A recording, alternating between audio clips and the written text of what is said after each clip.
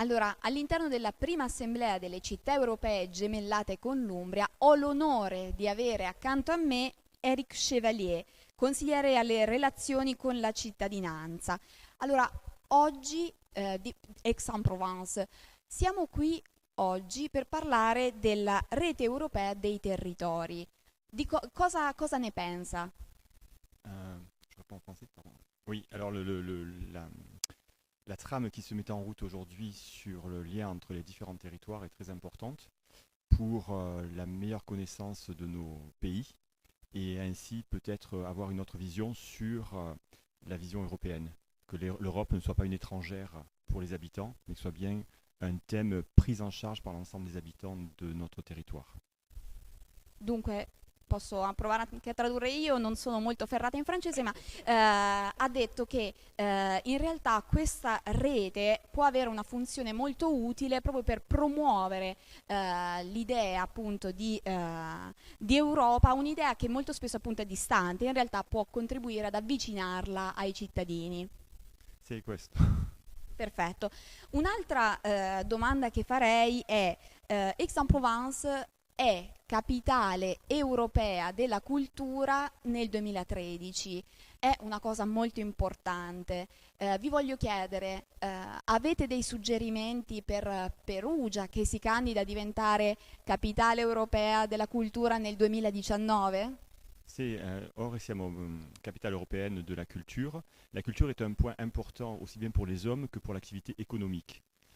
Car la culture, aujourd'hui, avec la crise qui existe, est un moyen de faire venir des personnes pour dépenser de l'argent sur le territoire, avec un aspect très attrayant qui est la culture. Allora, Chevalier ha detto una cosa molto molto interessante, cioè il fatto che in realtà la cultura è un mezzo attraverso cui riuscire a scardinare quella che è un po' la crisi, no? Riesce a oltrepassare questi grossi problemi, per cui ben venga in un certo qual senso la candidatura a capitale europea. Si c'est un apport important. Nous sommes aux côtés de Marseille, un peu comme vous dans le cas de la région Ombrie. Nous sommes aux côtés de Marseille et des villages de notre communauté, avec des manifestations qui s'adressent au public de tous les quartiers. Certaines sont plus culturelles, d'autres plus proches des habitants. Et tout le monde doit s'investir dans ce phénomène de la capitale européenne. Et c'est vrai que comme vous, et disons on va dire plus modestement que votre beau territoire, nous avons aussi des monuments historiques, des peintres et différentes activités culturelles, le festival d'art lyrique, le palais Prejlofkaj de danse contemporaine, différents éléments qui font que c'est un attrait particulier. Mais je crois qu'ici, il n'y a aucun problème sur ce territoire qu'est l'Ombrie et l'ensemble de vos pays, de vos villages.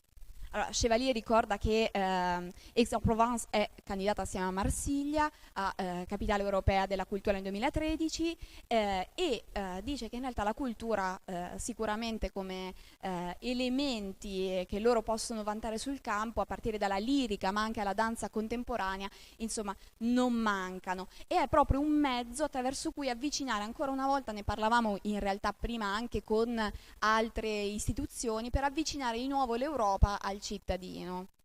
Per cui io ringrazio Chevalier per il tempo che ci ha voluto dedicare, grazie mille. Merci à vous et bonne chance pour Perugia 6 2019. Grazie.